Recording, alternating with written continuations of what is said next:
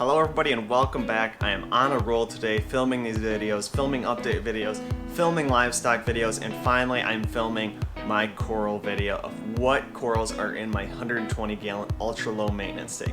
This is an ultra low maintenance tank. If you want to catch what equipment that I'm using on this tank and what makes an ultra low maintenance, you could check out my update videos also in this playlist.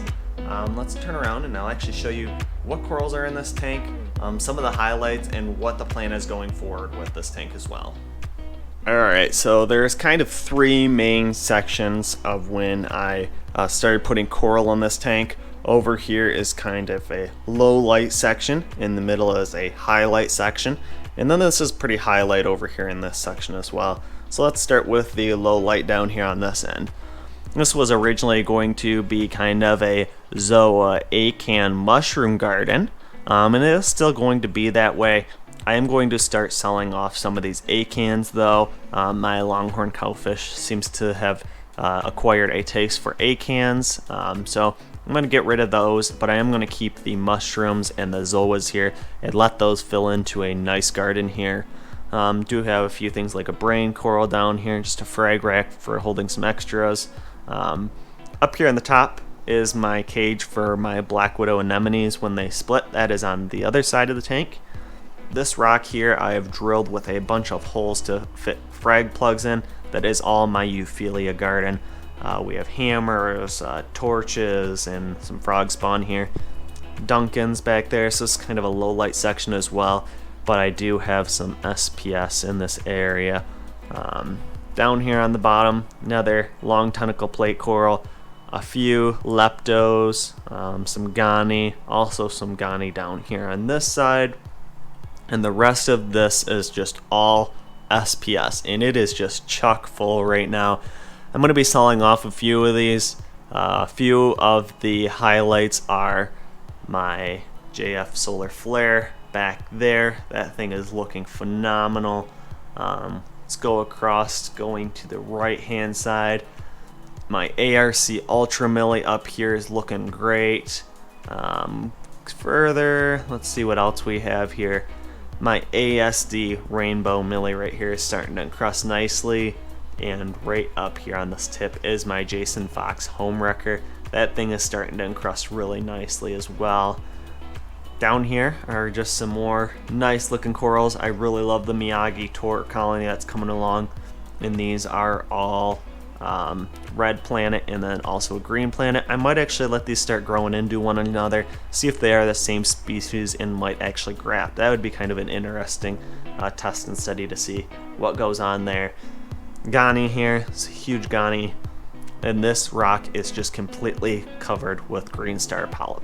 It was actually 3 rocks that I actually glued together to make this big pile, and now it is completely encrusted and just looks phenomenal. This is segregated from everywhere else, so if this does come down here, I can scrape that off and don't let green star polyp go crazy all over my tank. Also, same thing here with my Galaxia rock.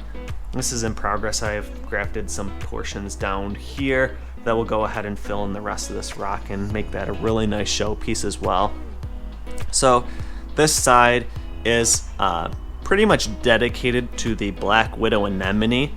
He can tend to walk around from time to time, so I didn't want to put too expensive of pieces on the side, so you might see some more common Monipora cap and Spongotes, some tricolor Velita, green branching Samacora, a few other pieces in the back there that are just kind of pretty much frags that are growing out. So if this anemone did move next to it and sting it to death, I'm not going to really be too concerned.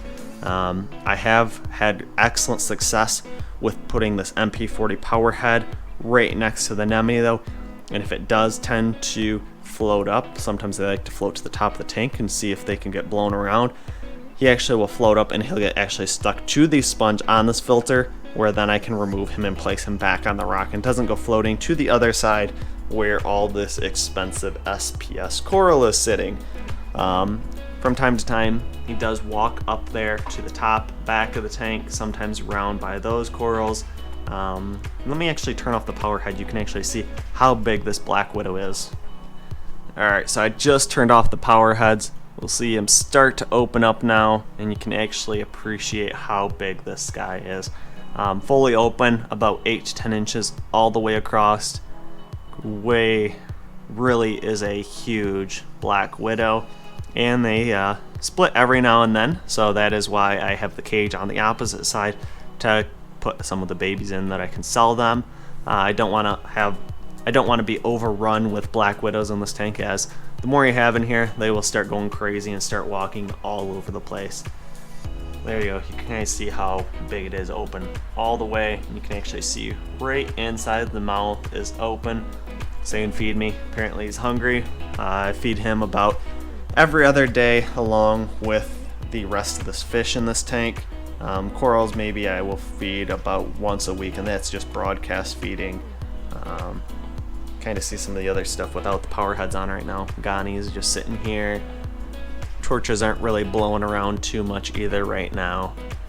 But yeah, that is pretty much in a nutshell the layout of this tank and what corals are in it.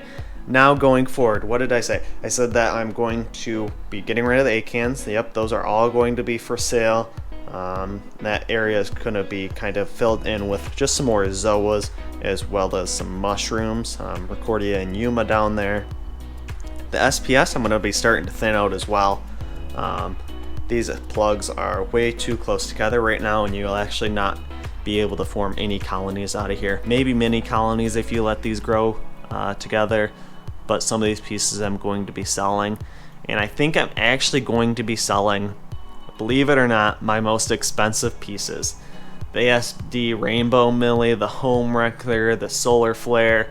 Those most expensive pieces are going to be the ones that I'm probably going to sell, because I may get rid of the calcium reactor and start going towards even a lower maintenance tank in here. We're coming up on a time in my life right now that I'm going to be getting married soon, probably going to be buying some land, building a house, so I'm not going to be really paying too much attention to this tank. So I'm going to set myself up for success, have some easy growing corals in here that don't need too much attention, as well as the fish in here. They all are pretty easy maintenance. If you want to check out what fish I have in this tank, check out my livestock video that I did showcasing each one of these fish and talking through what is in here. That is all the corals in this tank. That is my plan going forward. I'll probably keep posting update videos on probably I will combine both the equipment update as well as the coral and the livestock update into one video that I can just do at one time. Until then, I'll catch you guys next time. Thanks for watching, and make sure you hit the thumbs up button if you enjoyed this video. Also, make sure you subscribe so you don't miss the next videos I will be posting, and leave your questions, comments, and suggestions below.